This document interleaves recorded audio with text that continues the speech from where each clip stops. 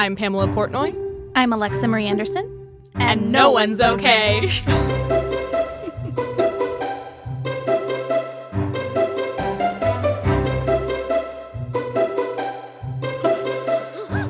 that on there? Welcome. No, Hi. it wasn't. Okay, good. We're back. We are back. We are going to talk about triumph. Yes. Alexa's got the definition. Yes. Triumph. A great victory or achievement. Good. I felt Very the need to say it good. that way. Not that we didn't think that you guys knew what it was, but I really like listening to Alexa say that. I like her reading definitions. It's the best. Get very excited. So we're going to talk about triumph, how we experience it in our bodies, some instances where we may have felt that, where we might have felt victorious in our lives.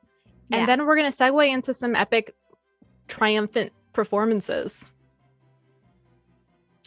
Yes. Movie moments. The movie moment that I chose was a moment where the character was experiencing triumph. Correct. Okay. At first it sounded like you were like, sorry, I got confused. Like, I'm but here. I mean, I'm they could here. be both, right? Yes, totally. I was like, I did my homework wrong. I'm so judgy of myself. Hey, Alexa, it's your show. I You know. don't do the homework wrong. I know.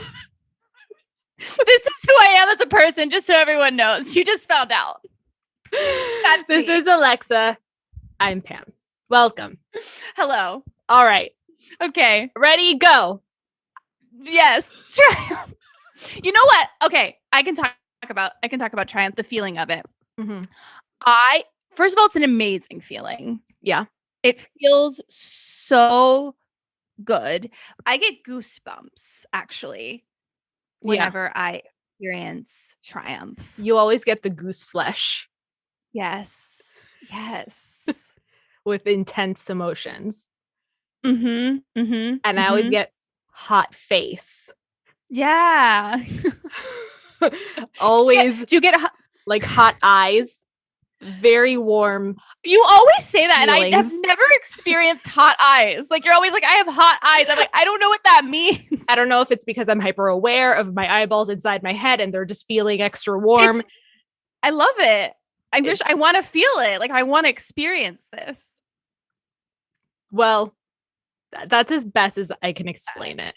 Okay. Maybe I feel like it happens most when you're nervous or you're embarrassed. Okay. Or really angry. I wonder if that's where seeing red comes from when you're so angry. I always thought maybe I always think of seeing red as like you see like you just see your anger. You don't see anything else. Like everything kind of like black out. Yeah. And you're just like angry. But I feel like you're probably it could go either way on that. Maybe it does come from that. Yeah, I think like when you're seeing red, it's you're aware that you're being irrational, but you can't control it. Can't stop at a certain point. Yeah. And I'm not saying that that's an excuse for doing something really crazy when you're angry. But no, it's not. I notice things come out of my mouth that are just like, oh, she just said that. Okay, she's mad. You know what's funny? It's interesting. We're not talking about anger. I don't know how we just switched into this because of hot eyes. I don't know where we're supposed to be talking about triumph. I don't know what's happening right now. We'll get there. But I sometimes when I'm angry is that those are the moments where I speak the most eloquently. And I don't mean in like a nice way, in a bad way, but like the words just flow out so perfectly. And I'm like, why can't that happen when like I'm trying to be like a normal human? When you're mad? Yeah. Opposite for me. I don't know what it is. I am just like, it just is like a streamline of words. And sometimes I'm like, oh, that was really good. But also like, I shouldn't have said that. You know what I mean? Like with insults.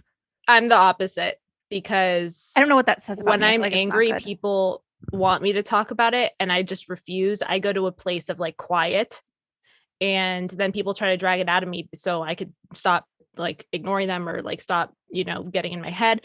But if I'm not ready to talk about it, it's because garbage is going to come out of my mouth and I want to be able to think on it, to articulate it to the best of my knowledge, because I find when I start talking, when I'm angry, it just kind of it's not even scratching the surface as to why I'm feeling that way. And so I want to do it justice.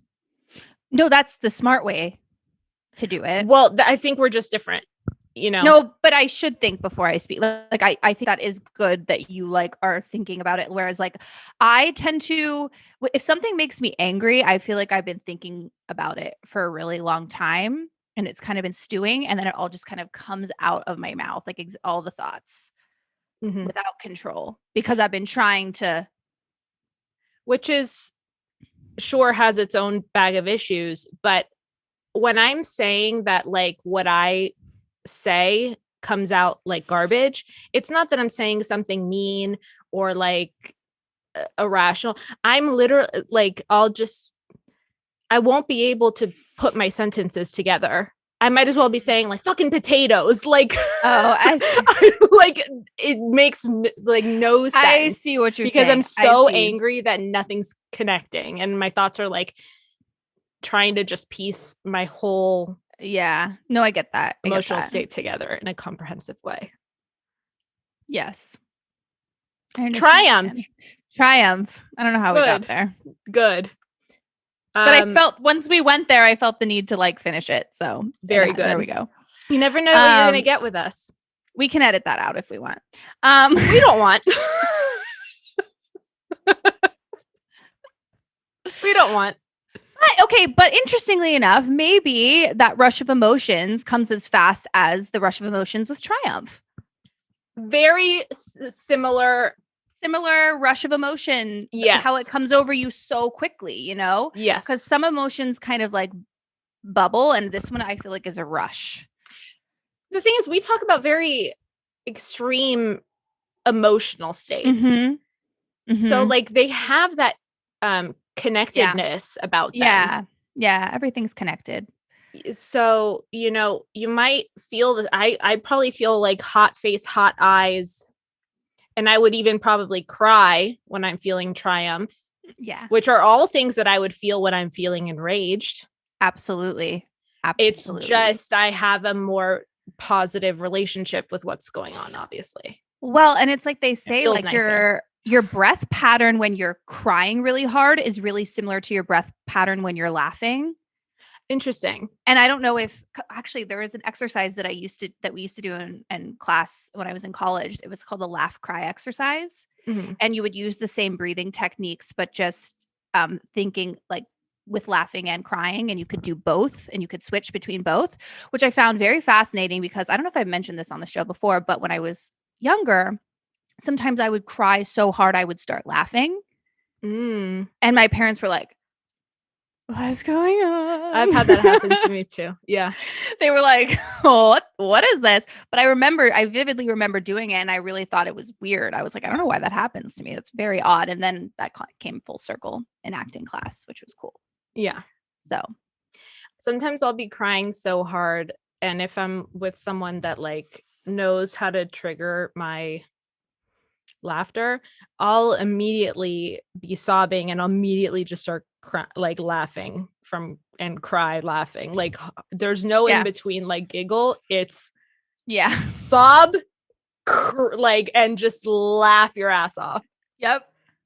That's really funny how they are connected that way. Yeah, your breath pattern. It's really weird. I love that you brought up breath pattern also because a while ago, I don't know if any of our listeners have seen this movie Apocalypto. I'm sure you guys have.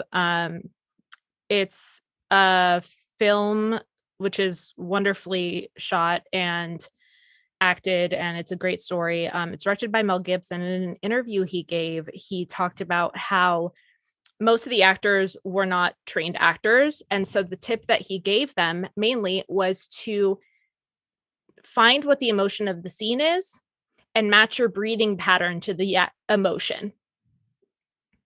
And I think that's brilliant advice. I actually tried that once in my acting class. I like threw away all the notes I had been given. And I was just like, I'm just going to try this for fun for me. And that was the first time I'd never gotten any notes. It works. It's amazing.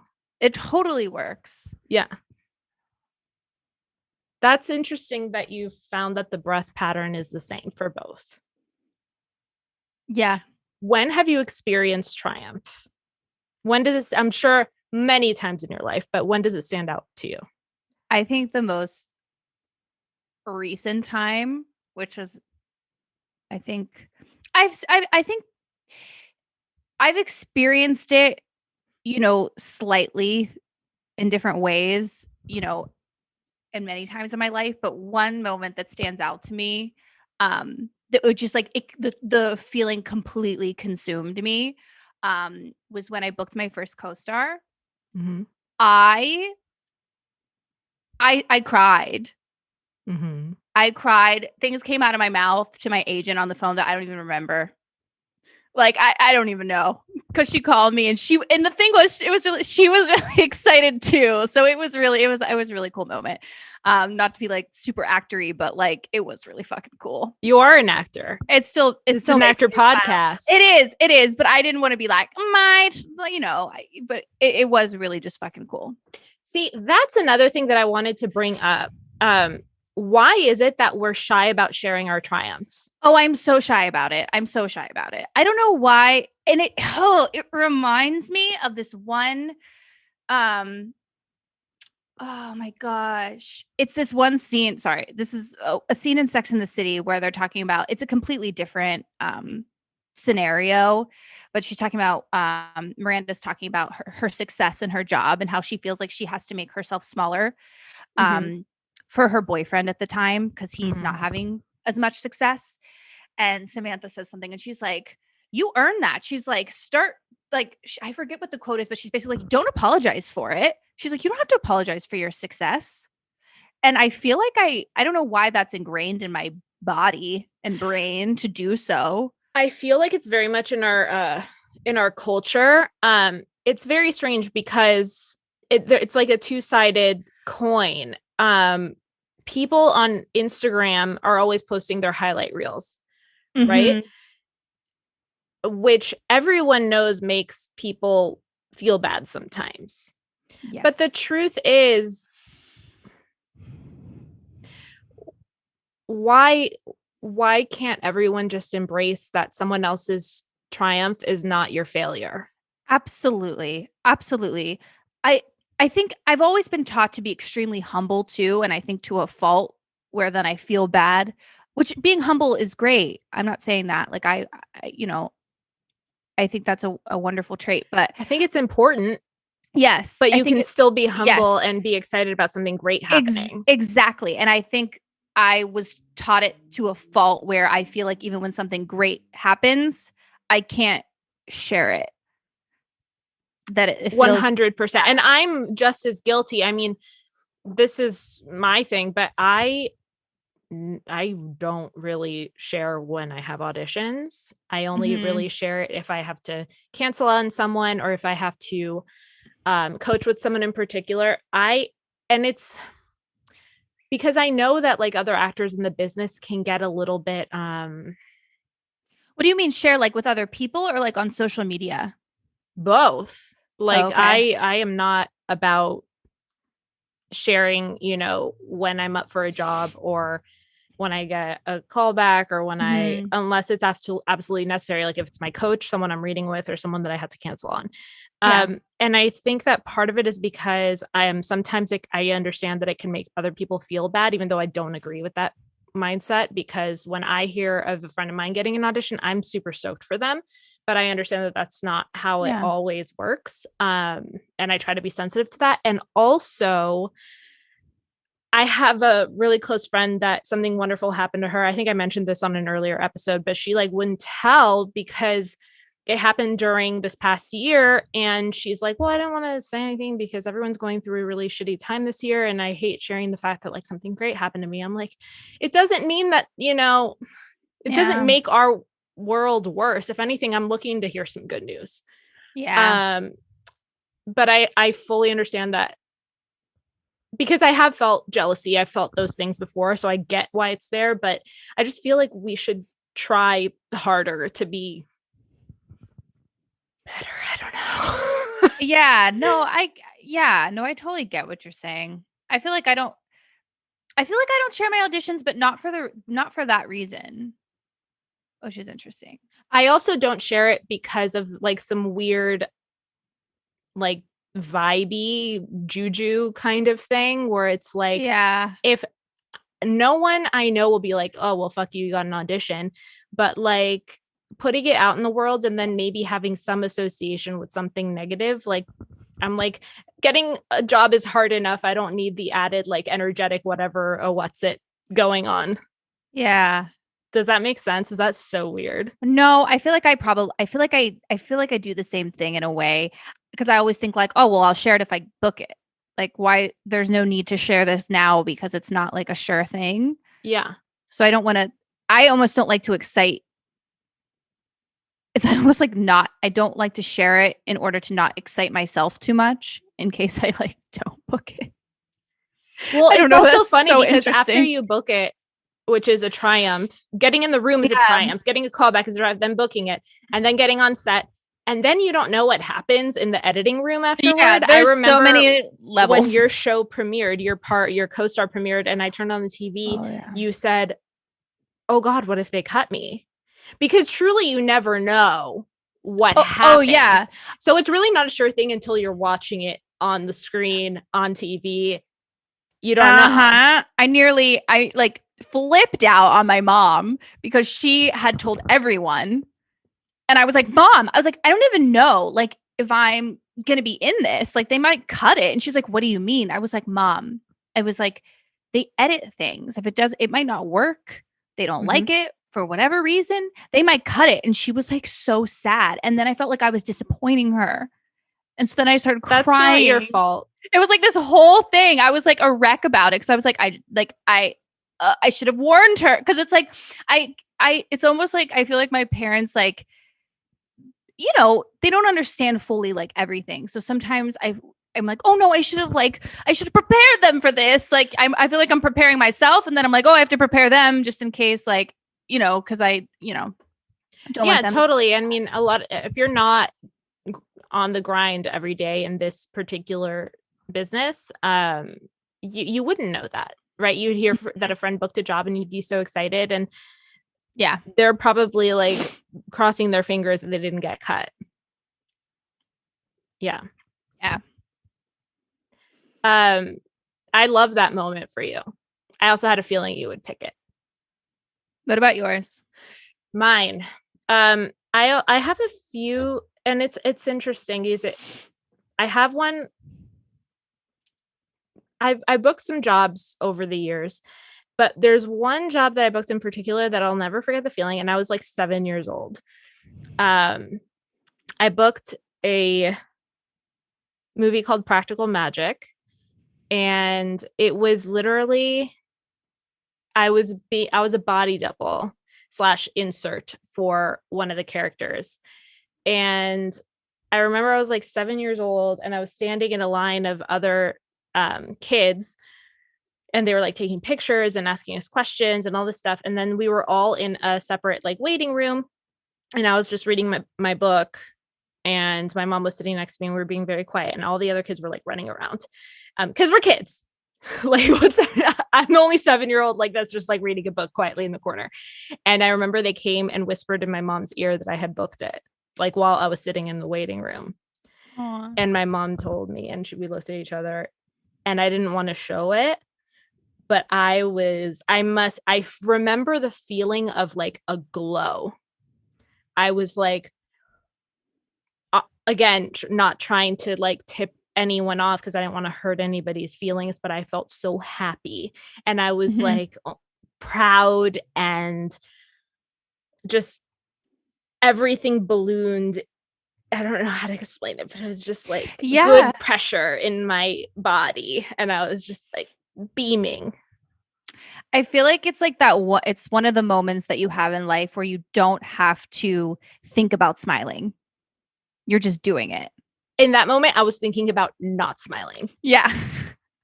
Because your cheeks just like, it's just like it just happens. Like your face just like lights up. Yeah. Yeah. Yeah. And I've been lucky enough to like have other triumphant moments, but I always think Yeah. back on that one because it's very strange to have such a visceral like memory of something when I was so young. Yeah. That probably because it was so like, I mean, that was you were little and that was one of the first things. Was that one of the first things that you've ever booked? That was my first movie, I think. Okay. So Yeah. it was Yeah. It was a big moment. Yeah. And a really fun job, and like literally only took like you guys, I'm sure some of our listeners have watched Practical Magic, and it's funny because I like rarely talk about it, only like with close friends, but yeah, my little 7-year-old hand is pointing at a little journal in the book. So every time I watch it, I'm like, it's Pam's hand. I love that. And you know, I feel it a lot when I'm really sucked into a movie. Like sometimes I'll be watching a movie and like my arms will shoot out and I'll be like, yeah, like on my couch in my pajamas, super into it. And this whole, you know, prepping for the show, I was just thinking about how triumph can manifest as something like grand. Like, I know this is supposed to be at the end, but I'll just bring it up now. One of the movies I brought to the table for this discussion is a Harry Potter film. And it was the last one. Spoilers to everyone, but the bad guy dies. Okay. And so at the end of the film, when Harry disarms Voldemort and his wand is fucking caught in his hand, and he's like up here with Voldy's wand, and he just, the look on his face of like a mixture of shock and triumph, and like, oh my God, I've been waiting for this moment since I was 10 years old. Holy shit. That to me is like visceral. It always makes me cry. It's really, it's good. But yeah, it's not always a very out there, you know, display of triumph. I also feel like triumph can be very internal and little. Yeah, no, yeah, for sure. I feel like most of the time when I experience it is very internal. This will be a lot of information, but I struggle with depression, anxiety, you name it. If I'm having a particularly bad bout and I have a really hard time getting out of bed, I think years ago, I was struggling to get out of bed for several days. And if I'm having a bout like that and I manage to like crawl out of bed, make my coffee and meal, take a shower and get dressed, the amount of triumph I feel in just doing those things is massive. And I just wanted to say to our listeners, like, this year has been obviously crap. And if we're here, we're all triumphant. Absolutely. Yeah. I was thinking that when you were saying what you were saying. Ranting and circumlocuting. No, it was all great. I'm just realizing. What? We might have to edit this out. The sun's going down and I have 0 lights on in my room right now. So I'm going to turn some lights on. That's fine. Our listeners will understand. We want to see your beautiful face. Oh, dear God. Oh, I don't know. I was going to sing the Jeopardy theme song, but I don't know how that would have worked. Oh, very nice. Oh, very nice. You guys are finally getting to see Alexa below the neck. She has a body. I do. I'm not just a floating head. I don't know how much that helps. I still need to figure out my life, guys. I really do. Because it's either I sit on the bed and my feet fall asleep, or I sit here, but I can't. I need to figure out, I need to get like a smaller ring light because my ring light is too tall for where I am sitting. Gotcha. It doesn't collapse into little baby feet. It does, but it's not, it doesn't get small enough to be like eye level. So it's like up here. Oh, mine's up there. Maybe I need to figure that out then. Maybe I'm just, but maybe that's why I look so. Maybe I need to figure out the angle. Cause I was like, it was like put like the angle that it was at when I first did it was like giving me like bags under my eyes. And I was like, I don't okay, well that explains these. No! Thank you. No, you're fine. So I'm Before sorry. we hopped on, I told her about how young her skin looks. And she's like, no. The truth comes out. Oh my gosh. No. And Also, before we got on, I was like, I'm sweating. Like, I'm always sweating, guys. You guys, when I did the triumph thing, I only went this high because literally every time we log off of a session, That's why I wear tank tops. I do the triumph pose and just sweat marks. So I'm saving you guys all the embarrassment. And Alexa always laughs really hard at me. So no, I love it. That's why I wear tank tops. Okay, Pam? So that there is nothing to. I am always freezing. Nothing to see. Sweaters. Yeah, I think it's just always hot in my room. Fair. So fair. Triumph. Any other moments that came to mind? Not in my life, but speaking of a film. Yeah. And I feel like you're gonna know exactly what I'm gonna say because I was watching this the other day. Okay. Julie and Julia. Okay. When she starts doing that blog, right? All the voicemails. Yes, that moment. So she does that blog and it doesn't get any recognition for like so long. And then finally, someone's interested in doing an article on her. And so they do. And she blows up and she starts getting all these phone calls. And to me, that is the most triumphant moment for her. It gives me chills. I did cry. And I've seen that movie like I've definitely cried when times. I've seen that movie. I might watch that tonight. That's a nice movie. I also just relate so much to it as an actor because it's like, we are like, we're not blogging, but we're doing all these auditions and they're not, a lot of times I don't get any recognition. A lot of times you don't hear anything back. You get zero feedback. So I just relate so much to that character because she's putting everything she has into this blog and she's exhausting herself, going to her job, her side hustle, and then coming home and writing, suffering and all her relationship suffering. Like I relate on such a level. And so when those calls start coming in, I start sobbing every time. And I'm not much of a crier, but like I cannot contain my joy for her in that moment because I just connect so much with what she's going through and it just makes me so happy. That's amazing. I had a similar one. I was thinking of Morning Glory. When Rachel this is not a spoiler. It happens close to the beginning because like first 5 minutes she gets fired. And then she starts looking for all the jobs and she like talked a lot at the interview. She thought that she had ruined it because she was like overly passionate. And then she gets the call and she jumps up and down and screams and a bunch of pigeons like fly away.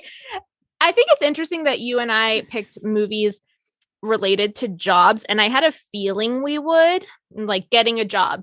I had a feeling we would just because of the nature of what we do. We think it's a triumph when we book a job, right? That's all our goal is to book jobs. So I was like, okay, I want to challenge myself to pick another one. So the Harry Potter one. And then I thought of Castaway when Tom Hanks finally succeeds in making fire. Yeah, that's a good one. And he's like screaming and like beating his chest and like, that's pretty cool. That's life or death triumph right there. Yeah. That's a really good one. That is just watching all of his triumphs, right? Because he had to adapt and like learn how to fish and like do all the things. Yeah. That's a good one. That's very triumphant. I would not make if I was him, I would not make it that far. I can tell you that much. You think? I don't know. I think you're underestimating yourself. I think it's very hard to tell. Very on brand for me. I think it's very hard to tell until you're actually in that situation. How you would handle it. This like reminds me of like all these conversations I have with my friends about like who would have what role in an apocalyptic world. You know, like would you be the guy that like gets all the food for everyone? Would you be the guy that hiding up in the tree, sneak attacking everyone? That would be me. Would you be would you be yeah, who would you be? Like how would, I don't know. What would your, and it's very hard. It's fun to imagine, but it's also until you're in it, you don't know how you're going to react. I feel like I would be a really good like Voyager. Voyager. No, Oh, sorry. Forager. Forager. Yeah. Yes. I don't know why. I feel like I'd be in charge of because you're really good at food stuff. You're really good at cooking. Yeah. I feel like you would figure out what's poisonous and what isn't. Yeah, I don't know why. I don't know why I feel that way, but I do. Yeah. I have good instincts with food. I like that. I like that very much. Definitely be like, you would be sneaky. Yeah. I'd be like, we gotta lay low. Wait everybody out. You know? Yeah, you would be.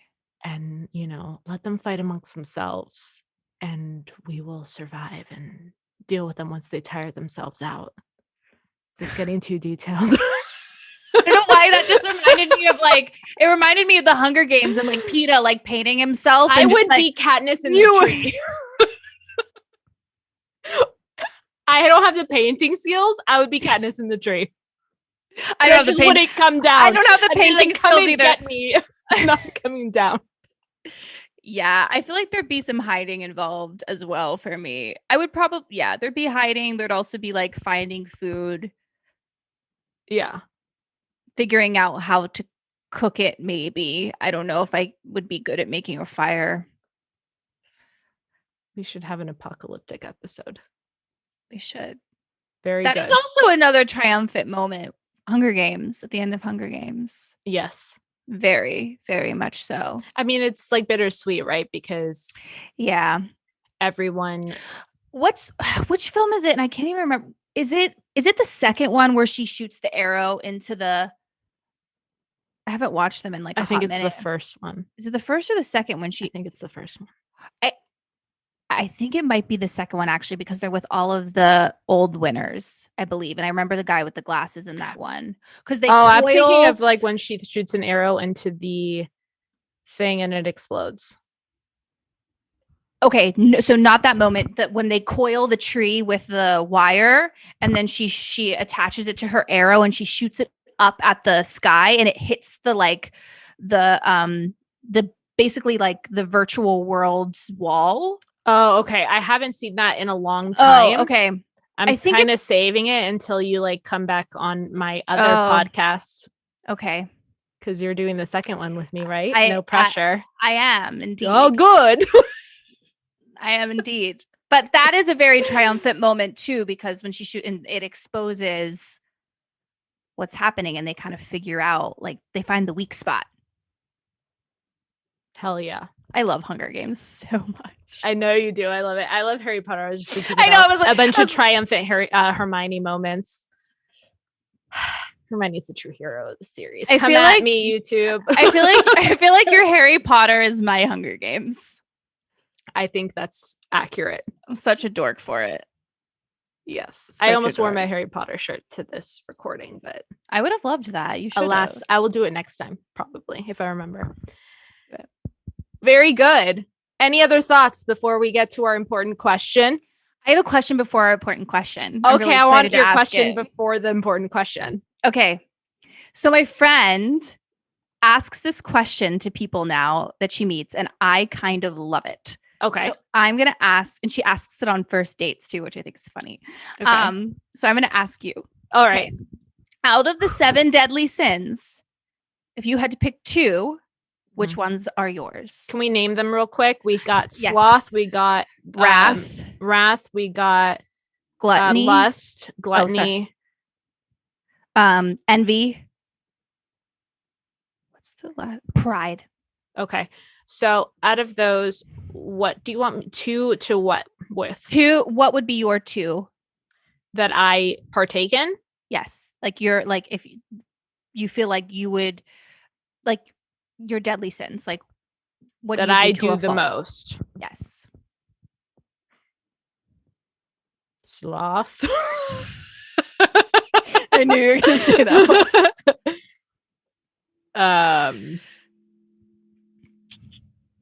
Oh God, I participate in all of them. I mean, yeah. I don't think lust is a sin in my opinion, so I'm not going to say that. I Dead think over it's you. a lovely thing. We tackled it with Dan. Check sorry. out that episode if you haven't already. Have to play the game right. Okay. I'm so sorry. I'm playing it wrong. I'm kidding. I'm kidding. Probably pride. Okay. Do you like my vulnerability? I do. Okay, now I'm going to put the question on to you. This is great because I've already answered it. So I know exactly what mine are. I have one that's similar, the same. Pride. Good. Yeah. And wrath. You like your revenge? No, just anger. Like I'm a hothead. I have that Italian rage. I think when I'm raged, I try to check in, or enraged, I try to check in, and usually I whittle it down to my pride being a little bruised. Yeah, I feel like mine go hand in hand then. Pride and wrath. I'm, just all tangled in one. Okay, let me flip this. Which one's your favorite sin? My favorite. Gluttony. I love to indulge. That's a good one. That one or lust, it's hard to choose. Yeah. All right. Yeah. Sorry, Mom.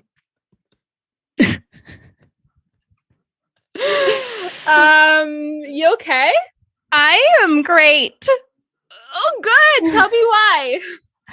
Feeling great. Today was a good day. Today was chill. I worked and it was chill, so that's good. It's always a good day when work is chill. Important. Crucial. Very crucial. So that was good. So I'm feeling great. Feeling good about that. There's not much else really going on other than that. I'm a very exciting human. I made a pie. What kind? Well, I think my grandma called it a pie, but it really is kind of like, it doesn't really have a pie crust. It's like more of a batter, but it's a peaches and cream pie. It's very beautiful. Good. I had some for breakfast the other day. Do you make it with custard? So what's the cream stuff? Cream cheese. So it's more or less kind of like a cake, cheesecake slight thing type thing. I do. It's in my fridge right now. I could bring some to our picnic. Very good. I'm excited. Yeah. The other night after work, I did a thing. So usually I've been trying to get out of a routine of coming home and like sitting on my phone forever. It is the most unhealthy thing for me as a human. Yes. And I was like, I got to cut that out. I also think it's hurting my sleep. So 1000% it's hurting your sleep. Absolutely. So yeah. So the other night after work, I decided I was going to go and buy the ingredients to make this pie. And that's what I was going to do. So I ate dinner. Shane made dinner. He's lovely. And I turned on my jazz music. I poured myself a glass of wine and I made the pie. And while the pie was in the oven, I scrubbed my shower. My shower needed cleaned so badly. And it was time. So I scrubbed my shower. How can you tell it's time? Because it gets a little slippery. Like the residue. Yeah. Like our shower is so hard to clean because it's like a stand-in shower. And I am trying. Yeah. And it also just like, you can only really clean it if you take a shower. Yeah. Like a full, you know what I mean? Because you got to like get up in there. Yeah. Like toothbrush and things. So anyways, it takes a minute. I'm scared of using a toothbrush to clean with because I'm scared I will sleepily accidentally. I have very irrational thoughts. I'm about to like share what's gonna happen with this toothbrush. I'm scared I'm gonna accidentally use it as a toothbrush. You don't keep it anywhere. You don't keep it anywhere near anything that you would ever put in your mouth. Correct. I understand it's irrational, and I also have I just have this fear. It's this. I'm gonna sound like such a fucking moron. No, you're not. I promise you, I'm smarter than this. But I have this fear that I will grab my razor and brush my teeth with it, just because it's like a similar shape, Yeah. It's never happened, obviously, but I'm scared that like I'm going to be sleepy or like I had one too many glasses of wine and I go to brush my teeth before bed and I reach for the wrong one. That is called something. Intrusive thoughts. My sister told me that. Is that what that is? Yeah, and I have them too, but not about that. But I do have them too. What are yours about? Sometimes when I'm cooking, I have a thought that I will this is really weird. I literally just said I'm scared of brushing my teeth with my razor. But I feel like that's like you're like, I'm afraid of making a mistake. Like I truly like this is an intrusive thought. My sister's gonna be like, Alexa, why are you talking about this? Because she's therapist, all the things. But anyways, I don't know why I have visions of like of licking the knife because I lick spoons all the time. Yeah. Like, and I don't know why that like pops into my brain that I'm going to accidentally think that the knife is a spoon and I'm going to lick it like whatever I'm cutting with. And I'm going to cut my tongue. It's the same thing. How do you get rid of thoughts like that? Because I don't like them. They make me cringe. I don't know. If we have any therapists out there, you want to comment below. They're going to be like, something is really wrong with you. Come and see me. We'll talk honestly, about it. I'm glad we're sharing this because I thought I was the only one because I told my sister. I'm sure that there are listeners that have similar thoughts and I would love to hear what yours are. So please comment below. This has to be a common thing. If both of us are experiencing this, there's something to it. I think that's what she called it, intrusive thought, but I could be saying this completely wrong. But I remember telling her and she said something along those lines. She was like, Alexa, that's a, and I was like, oh. That's really funny. I mean, I have that stuff all the time. And I think when you're extra anxious, which I think everyone is right now, and a lot of people are having trouble sleeping, all the whole nine. I think when your anxiety is up, these things get stronger. So like I noticed when I'm leaving my house, I'm a checker. Like I check my straightening iron, I check my heater and my stove. I'll sometimes do it more than once because I'll get like nervous. I'm pretty sure that would be like an intrusive thought. No. If I don't check this a million times and say the word blueberries out loud, I'm going to burn the apartment down. That has to be an intrusive thought or like, I feel like that's, I also am not, I'm not like a therapist. I have no, or a psychiatrist, whatever. I'm not any of this. I didn't go to school. I feel like our listeners understand that. We're just talking about our struggles. I feel like that's like obsessive compulsive. Like but I do that too. I do that too, for sure. I feel like everything's kind of on a spectrum, right? Like on a scale. It just, and I think, we're not saying anything's wrong with it. It's just like, it happens sometimes, especially when you're stressed out. I think it can be elevated. Yeah.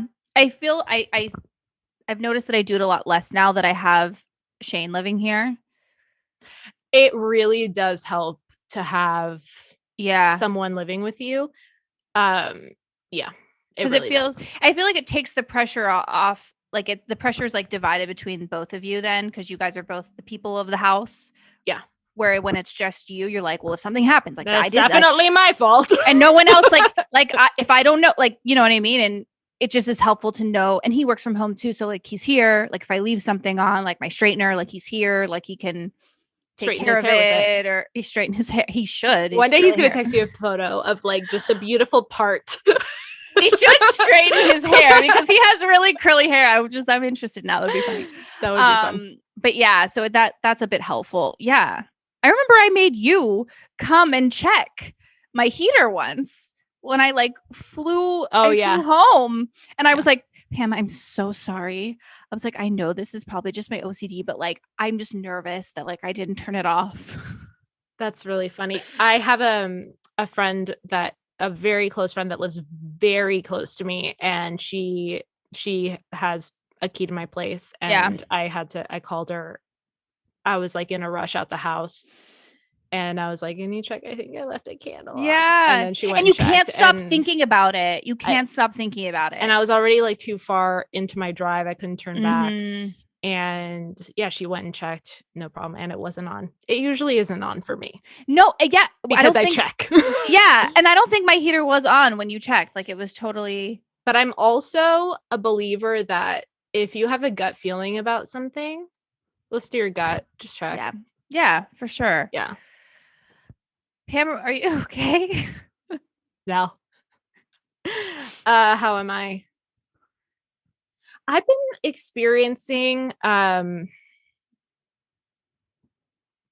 I think I've discovered that I've always felt this way, but I feel like I'm always under a state of anxiety, even though I don't need to feel anxious. Mm. I've always struggled with it, but I've been trying to kind of focus my mental energy on my mental health. And I caught myself today. There were a few things I had to get done today, but nothing that would cause stress in my body. They're all things I enjoy doing. Um, but I just noticed like that tension in my chest feeling. And I feel like I'm always, that's like my default feeling.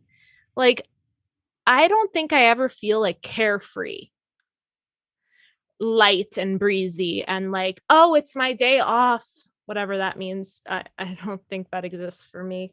Um, but it's like, I don't have so much on my plate today. I don't have to, work all day. I can just Yeah. be happy and enjoy. And I never really feel that. I always feel like a cloud, like kind of sticking with me. And I've really been noticing it today. Like I was taking a shower and I was just like chilling in there for a second. And then I was like, no, I got to get going. And then I was like, hold the phone. You don't have to get going. Why can't you just be in the moment and enjoy this? Yeah. Being present is I'm working on extremely being hard. present. Thank you for simplifying it. Yes, I'm very chatty today, but No, you're I'm fine. trying to focus on being more present. Yeah. No, I struggle with that too.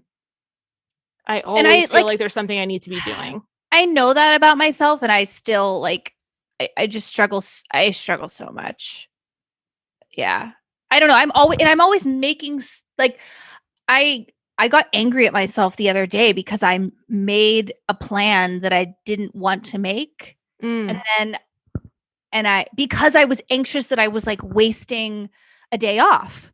mm. I get nervous. I'm like Is wasting it the time on picnic? my day off. No, You don't have to go picnic with no, me. it's not the picnic. No, this already happened. Are we about to fight in front of our listeners? No, it's not the picnic. This already happened. Well, I yeah, I don't know what it is. I think it's because I feel like time is so precious Mhm. lately. I Always, but it's aware to Yeah, it. It's more yeah, and I don't know. clear. So yeah, so I should have relaxed the rest of the day. That's what I needed. That's what my body needed. But I got anxious and I was like, well, maybe I need to be like doing fun things. And so I made a plan and then I was like, I don't want to do that. And then I couldn't back out. I was like, I'm going to look like a crazy person if I'm not a crazy person, but you know what I mean? I'm not going to look like Because you started the plan I asked, I said, do and you then want, you're like, why did I do that? I want to relax. I do that. yeah. I'm guilty of that too sometimes. I was like, what did I just I'll do? set up plans that then I'm like, ugh. And I don't like using the word crazy because no one's crazy, but you know what I mean? Like, I mean, everyone is it and wasn't isn't. and isn't right. It wasn't rational. And I was like, I was actually angry. I was like, what did I, why did I do that? Like, I was like, oh my gosh, like, how dumb. Like, you needed to, like, not do anything. And your anxiety got to you that you were going to, like, waste time by doing nothing. Doing nothing is not wasting time. It's crucial. Yes. It's crucial. Um, I have a friend that's kind of like my little Buddha.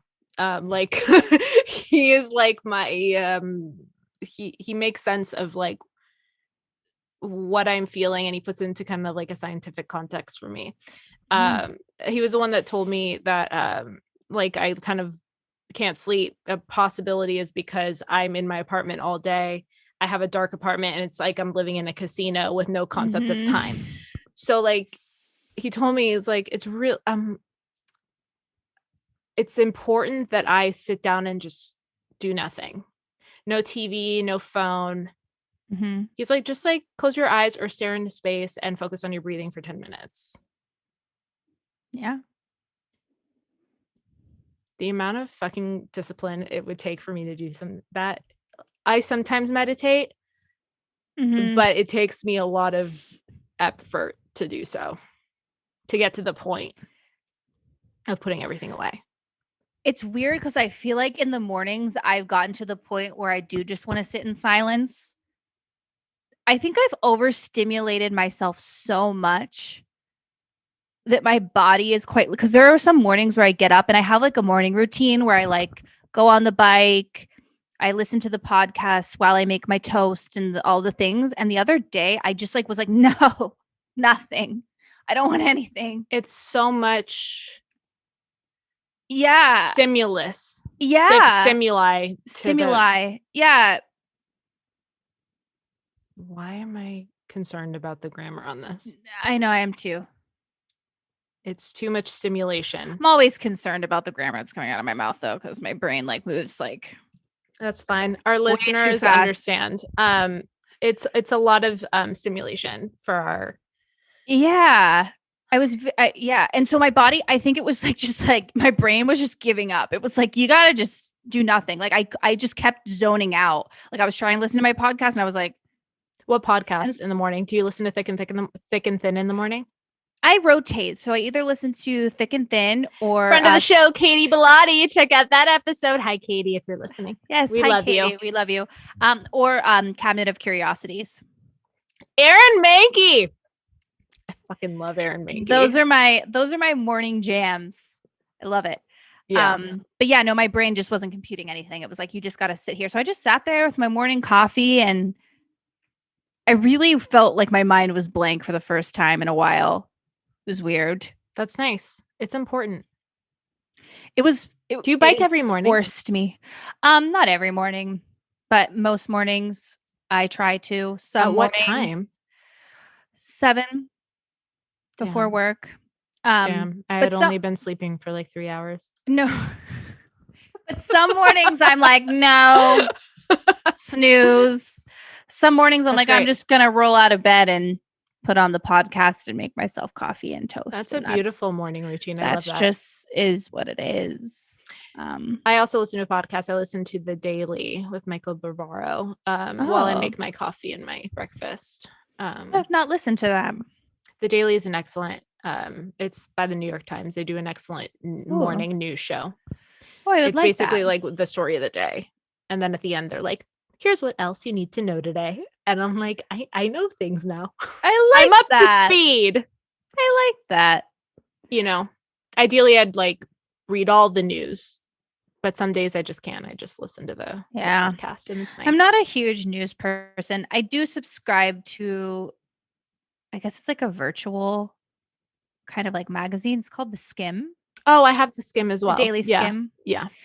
And I get emails from them with news. So sometimes I'll read. It's great. I like the way they present it. It's easy. It presents everything kind of there and you can dive into whatever you choose to dive into. Yeah. But other than that, I'm not I like to live in a fantasy land. I'm kidding. Sometimes we need just like escapism. Yeah. Sometimes it's too much news. I like to know what's happening. I just don't like to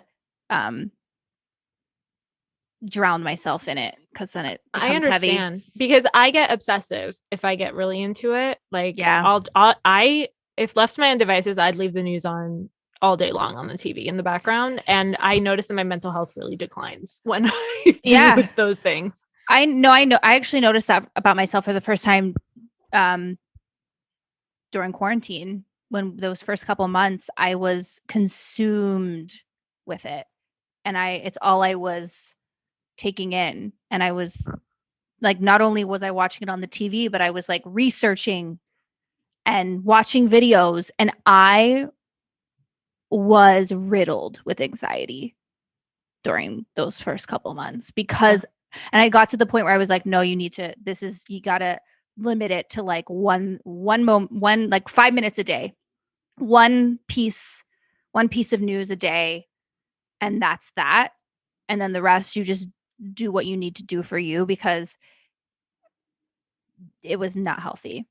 Fair. To each his own. And whatever. If that works for you and you're fine with that, cool. That's like, do whatever works for you. But yeah, I was not a friend of the news. Fair. Before we wrap up, I just wanted to say hello to all of our new listeners. I know we got Hi. a fresh batch of new lovely people, and I wanted to say hi and welcome, and we hope you're enjoying everything. We're happy to have you. Very happy to have you. And if you have any, any comments or are just vibing with us, please comment and like and subscribe. We have a Patreon going on, which is really kind of fun. You can find us at No One's Okay. Okay is spelled OKAY. And you can follow us on Instagram at No One's Okay. NOONESOKAY. I was really scared I was going to get that wrong, but I did it.